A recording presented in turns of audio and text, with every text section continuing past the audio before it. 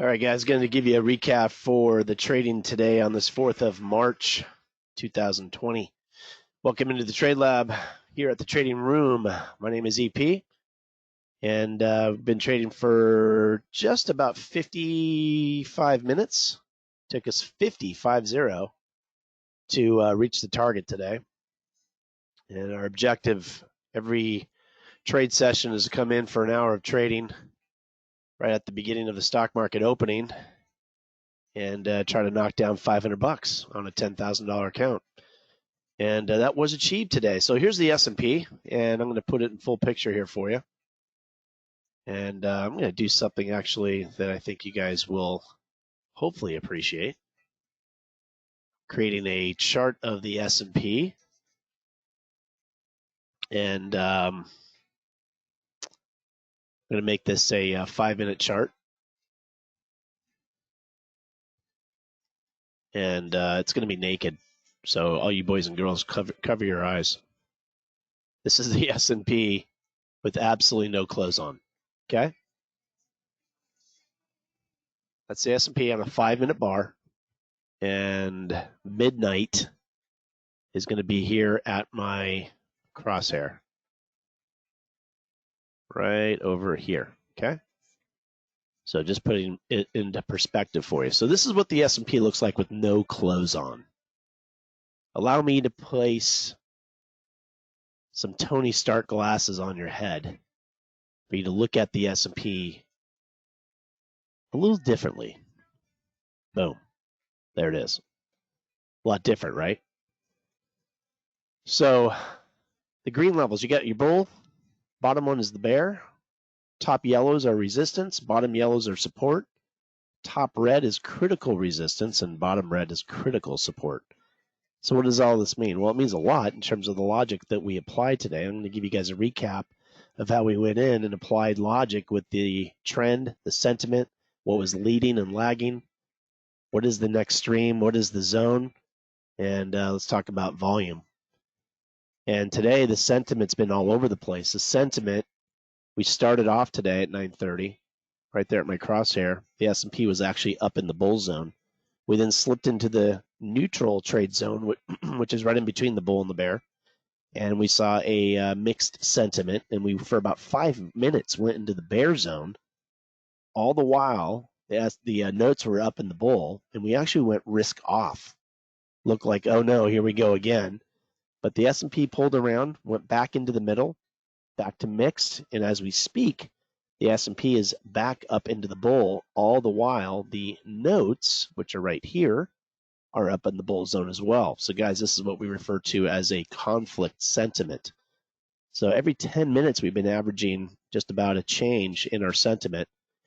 And this helps us determine what markets to trade or what markets not to trade. And I'm going to show you some of the struggles that I had early this morning in gold. When I have a mixed and conflict sentiment, I like to trade gold. I like to trade crude. Speaking of crude, we have a report in 1 minute on crude oil inventories. We'll go hop over and look at that in just 15 seconds. You see, I tried to buy gold on a breakout, failed. Tried to buy it again, failed. And so I said, okay, we're done. Not going to touch this market anymore. Struggled a bit there with the gold.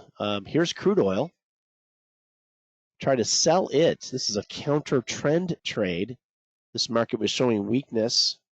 However, it's been one of the strongest in terms of net change today on the leading side. You can see it just recently spiked here about 5 minutes ago. And in 17 seconds, you're going to see this market make another bold move one way or the other as the crude oil inventories are about to roll out. The numbers are about to roll out.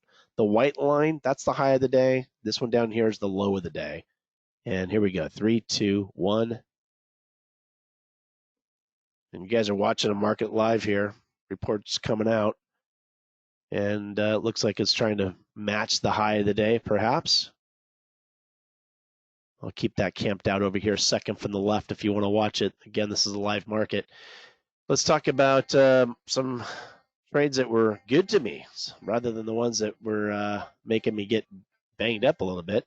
The Nasdaq took it for a ride downtown today. The Nasdaq, I took it as it broke into the bear territory right there, and took about $600 off of a one lot in the Nasdaq as it was making its move down. Now the S&P did not commit to staying down into the bear territory, and that's why it spiked back up. And the other one that I made money on today was the Dow, and I made money on it as well. First trade was actually a loser. That was a trend following trade that got stopped out. Then I took it short with a breakout below the lower band, counter trend trade, taken all the way down into the middle of the neutral trade zone. And then you can see here that I bought it and I took it on the ride up. I actually added to the position and made some nice profits, and that's how I was able to get my profit target for the day. And Joe just made a very good point in the TradeLAB that when I took this trade off, I want you guys to see something. That was at 1020. And take a look what the Nasdaq was kicking out at 1020. See that red dot right there? That's the retracement signal, and that came out at 1020. And look at the market since. So using these indicators, using logic to help me get in and out of trades. Net, when it's all said and done, had a lot of trades today to get to the goal, but here's the results generating from today, the 4th of March. Here are the trades, one by one. Definitely higher than an average number of trades here in the room. As you can see, the last three really nice ones, 665, 305, 305, and that helped me get to a 492.50 for the day, $492. And that would be a wrap here in the TradeLAB. If you guys want more information, you can hop over to thetradingroom.com, thetradingroom.com. Get more information, get a 2-week trial. It's very easy to do. Watch a little video, grab some popcorn, and be entertained. If you want to get more information on what we do, how we do it, and where we do it, right down here, the technology, the performance, and more of these type of recordings. Outside of that, guys, that's a wrap for the 4th of March, 2020. See you guys back in tomorrow. Stay good. Stay trendy.